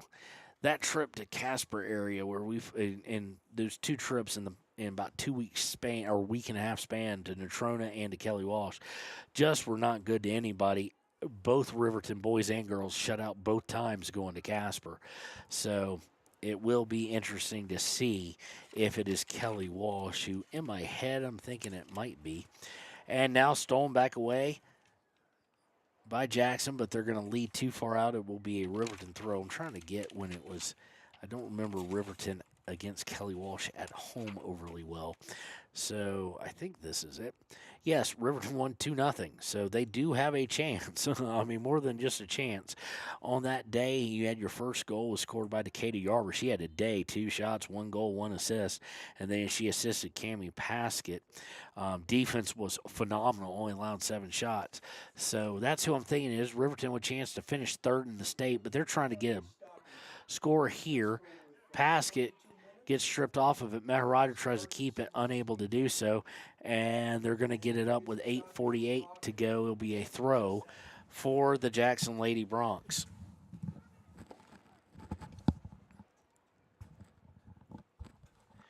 Throwing by the Lady Broncs. They get in. They're going to look to go to center. They've got Rogers in there. Rogers does get it centered.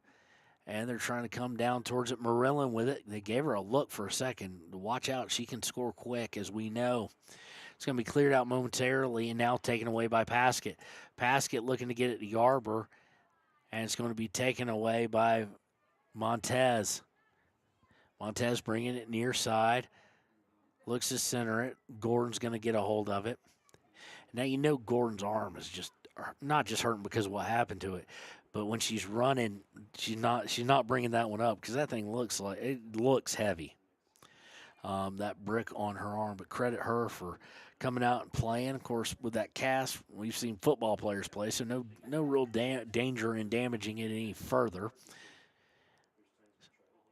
Jackson has it towards the box. Really not a huge hurry now, looking to center it. Mathill gets a foot on it at first, now stays away. Now she's triple teamed, trying to split through them.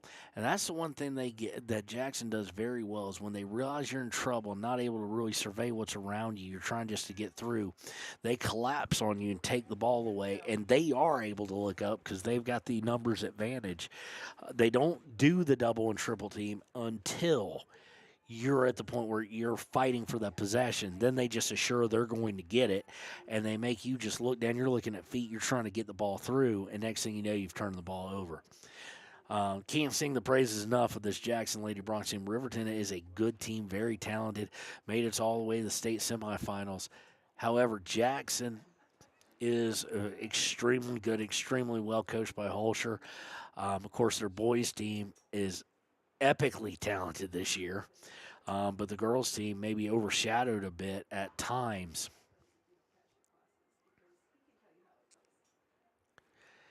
Jackson now content to kind of use some possession and use some time. They look for a cross. Meharado gets in front of it. Winds up going all the way up to a header for her, and she loses control of it and taken away by Jackson with 6:20 left. They're trying to put it out for Steinberg, the other one, not Ella. Steinberg looking across, does so, and the shot is just missed, just curled out. Holscher trying to unleash it from distance.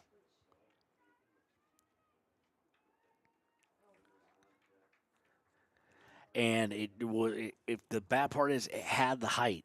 That's why I'm kind of glad we're not going to penalty. If we were going to penalty kicks, I'd be kind of a good bit worried because Meharada, everybody's going to go high. Now, the good part is when people try and go high on PKs, if we got to that point, they tend to miss.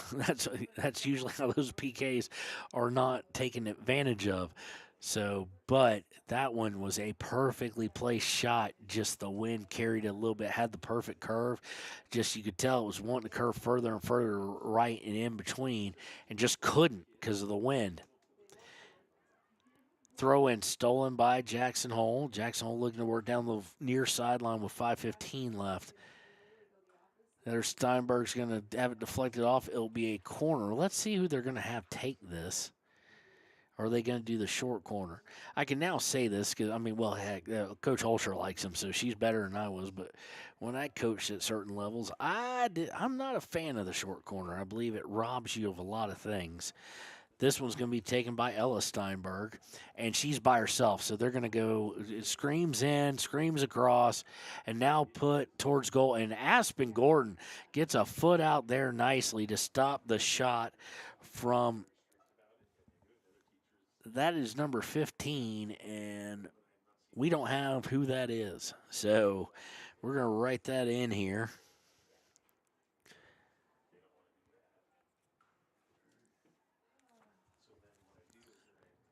Of course, they're going deep in the bench. It goes out to Rogers, and Rogers connects on the three-point field goal. Nicely done. Bad angle, but it's going to go way over the actual goal of where she was headed for, and it'll be a goal kick for Riverton with 4 minutes left in this semifinal. Riverton just unable to find shots. They have one shot in the second half. It came from about 45 yards out. Paskett went for goal on one. But they haven't gotten anything else. They've had some opportunities potentially to get something going, but they've been able to, not to do so. They have no shots in the box. They've had a couple opportunities for that. And here is a long one going to be unleashed by Ella Steinberg. It's going to go wide. It's her first shot of the day. That's kind of surprising to me, as she is the one who scored both goals, I do believe, in the first matchup of the season at Kelly, not at Kelly Walsh, in the matchup at Jackson, the matchup at home. I know she had one, but she's a good goal scorer. But they're littered with them, especially when you factor in Steinberg and Marillin. And here's the funny part, if there is a funny part, none of them have scored today. That's how deep this Jackson team is. McLennan capable of scoring, she did today. Holscher, of course, capable, she did. And then Vargas, who in the games that we played against them, you wouldn't have thought that she was a big-time scoring threat. But she did a great job there. This one's going to go off of Gordon and out of bounds as we tick under 250. As the wind picks up, they throw it in. They get it to Traver. Traver trying to find herself a shot, takes one, and it's going to go wide and didn't have a whole lot on it. Went wide right with 2:30 left.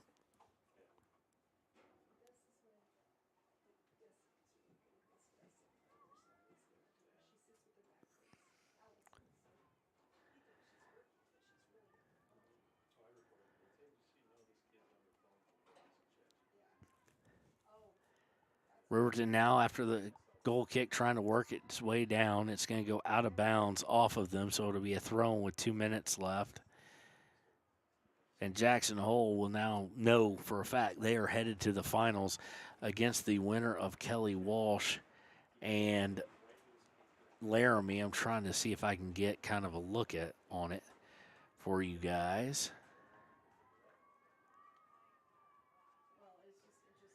See if we can get a score there for any just soccer fans who are listening. We do not have a score from there. Riverton will face the loser of that Kelly Walsh Laramie game tomorrow at Rock Springs High School. So change of venue. We've been at the middle school past 2 days.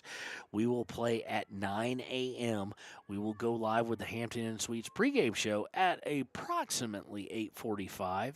Hopefully you'll tune in there. A third place finish in the state for these girls would be a great finish. Indeed, Maharado on the goal kick. It's going to curve out with the wind. The wind started to blow more towards us, and it's going to go out of bounds with a minute left.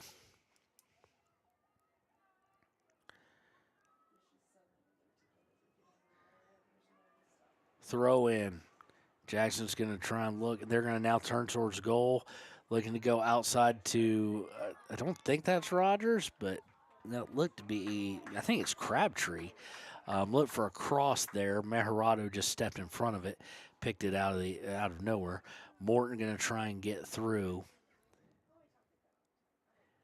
And tomorrow's game is much like last week's game against Natrona County, as we're under 30 seconds, and that what team can put this behind them, because it's going to be emotional. One is you're not playing for a state championship, but you are playing for third or fourth. Number two, and maybe just as important, for the seniors, for Riverton and for Kelly Walsh or Laramie, whoever it is, it's their last game ever for their high school, and for many of them, their last competitive game ever. 1 second left. There it takes off, and here is your final. And your final score is either Jackson Lady Hawks 3 and Riverton Lady Wolverines 0. It is 3-0 in favor of Jackson Hole. They will advance to the finals, and we will be right back with the Click It or Ticket postgame show here on WYO Today.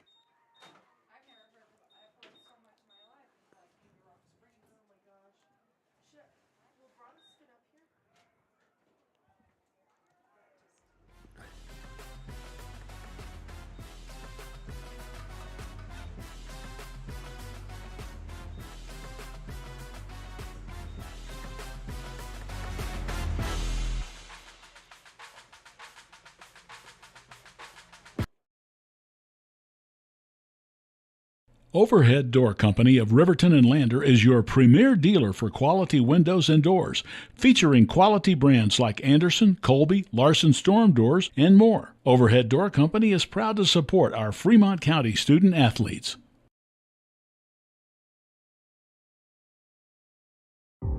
For a place, a people, an idea, for right and freedom, for liberty and justice for all. For every square inch between fruited plains and spacious skies. Marines fight to win. See all the battles Marines fight to win at marines.com.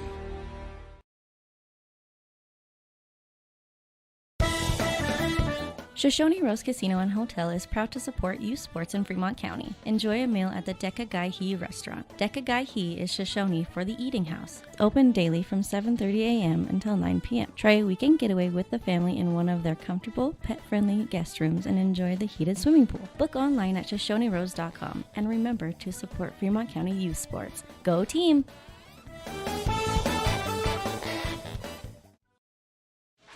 And welcome to the Click It or Ticket post-game show here, brought to you by YDOT and Click It or Ticket campaign. It was your final 3-0 in favor of Jackson Hole. Not completely unexpected. They were one of the 1 seeds. So Riverton will face Laramie Kelly Walsh, loser, tomorrow at 9 a.m. for third place. For Riverton, it was kind of the same problems, same issues in credit Jackson Hole that Jackson Hole has caused for them all year. Jackson Hole will finish the season with 3 victories over Riverton and 1 tie. And they've gotten substantially better since that tie. Riverton and that problem that we've seen constantly kind of against Jackson is Riverton unable to find shots. 3 total shots for Riverton today, 2 in the first, 1 in the second, compared to 14. They did a good job of holding Coach Holscher's staff and team of Jackson to only 5 shots in the first half, allowed 9 in the second. They scored 3 times. The goal scorers were, Will McLennan, Holscher, and Vargas. For Riverton, shots were taken, 1 by Paskett off of a free kick from 45 yards out, 1 by Celia Mejarado, just unable to get through to get anything, and 1 by Yarber. They had some other opportunities, especially off a corner kick and off 1 drive, but unable to get any shots off. This team, Jackson Hole, makes them very hesitant and it's not just we were talking about it with other media guys here and going, well, I think it's partly mental, and I still think it's partly mental. I don't think they're that much better than Riverton. But part of it's just their physical style play. They play very physical, and they know how to possess the ball. They don't take a lot of long passes, especially if they're not there. They look to be very controlled, so they tend to make you look like you're chasing after yourself, and that's exactly what happened today. There is nobody shocked, if there was a Vegas, if you will, of Wyoming High School, that is shocked that Jackson Hole is playing for a state championship tomorrow, and there'll be nobody shocked if they're facing Laramie or Kelly Walsh. So what is in store for Riverton? 2 yellows were given out in the game. 1 to Vargas, 29:42 left in the second. 1 to McGuffey of Riverton with 22:53 left in the first half. For Riverton's, what's left is put that game out of your mind. Forget it. They did a great job when they faced Natrona last week, putting that loss to Jackson out of their mind. They're going to have to do it again one more time and come in tomorrow and play their hearts out. For many of them, their last time ever playing competitive soccer. For all of the seniors, none of the done playing competitive soccer for Riverton High School. And you'll see a somewhat of a handoff between the Savannah Mortons and the Maddie Fossies next year, as you'll see the Mossbruckers, the Mathills take over the defensive end of the Aspen Gordons, who will take over the defensive side of leadership. Cameron Paskett, of course, will be back for her senior year, but I anticipate you'll see McGuffey stepping up, Coleman Weiss stepping up. You got a lot of things to look forward to if you're a Riverton soccer fan here. So tomorrow at 9 a.m. will be that game. Let's jump right to our Papa Murphy's player of the game. This one was an easy one, even though 3 goals were scored. Ayana Mejarado played her heart out, had 3 big saves in the first half. Saved 1 in the second half. Just not a lot of help at times. There were some mental breakdowns, but that's what Jackson Hole does to you. That first goal, of course, Mejarado had no choice. There were 2 people on side, but nobody on defense, because that defensive back line trying to set the offside line had fallen asleep and let 2 sprinters get behind them when they're still backpedaling. And Ayana gave it her best, but she is our Papa Murphy's player of the game. The play of the game is going to be similar to one that was yesterday. That's going to go to the injured player, Aspen Gordon, who came in. She was able to stop a goal similar to Braden Mossbrucker yesterday by playing the line, putting her foot up, and just both of them have made it look so casual. I love non-goalie saves. So congratulations on that. The play of the game going to Aspen Gordon. Papa Murphy's player of the game going to Ayana Meharado. Well, that's going to do it for us here on WYO Today for the day. Well, from Rock Springs Junior High. Of course, right now, Lander is facing off. I would get a score, but I don't want to interrupt Austin if they're still going. Lander Valley girls are playing right now. Boys play at 4 o'clock, so follow that and see if either one of them make it to the state title. They will play in the afternoon or possibly the morning. Outside of that, because this may be the last time some of our staff actually hear it, because tomorrow being Saturday, they will be off.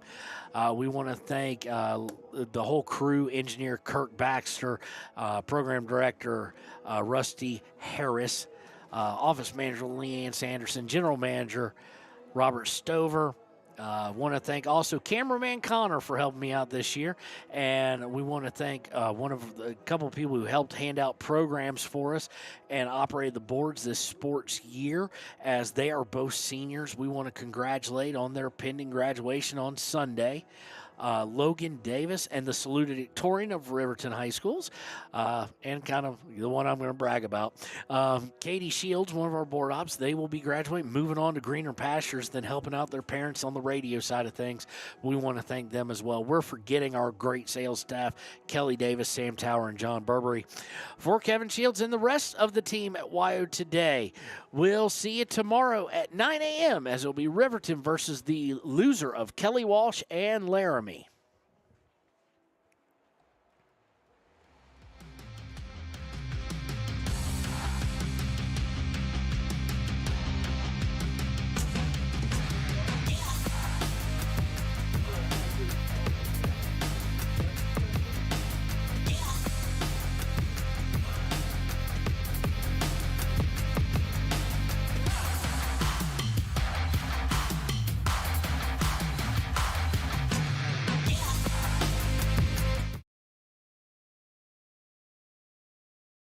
Your tax pros at 219 East Main Street in Riverton, Wyoming can handle all your tax needs. Whatever your situation, we know what to do. Call 307-856-2256 today to schedule an appointment. H&R Block is open Monday through Friday, 9 a.m. to 3 p.m.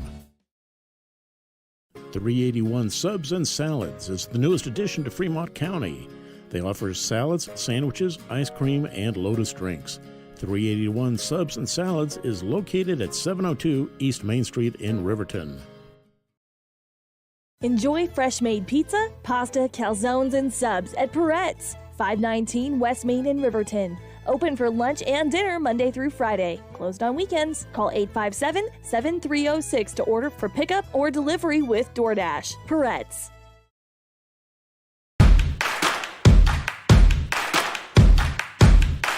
Midway is at an all-out clear-out for the new 2022 campers with the best price guarantee. Midway has financing with no money down, no payments for the rest of the year. Low interest rates on sweet fifth wheel. Dealer incentives up to $25,000 on toy haulers. Top dollar on trade-ins and door-to-door delivery. It's Midway's all-out clear-out. MidwayCampers.com. Midway, when you expect the best. We're out here at a branding today, and there's a lot of hazards going on, and a lot of times you don't have control of that type of an environment. The agricultural industry has a lot of hazards in it. We jump in a vehicle, we run down the road 5 miles, 10 miles, and most accidents happen within 10 miles of where you live. And so there's really no excuse not to wear your seatbelt. Even though it is a short distance, you need to wear your seatbelt in order to preserve your health and your family's well-being at the end of the day. The seatbelt is a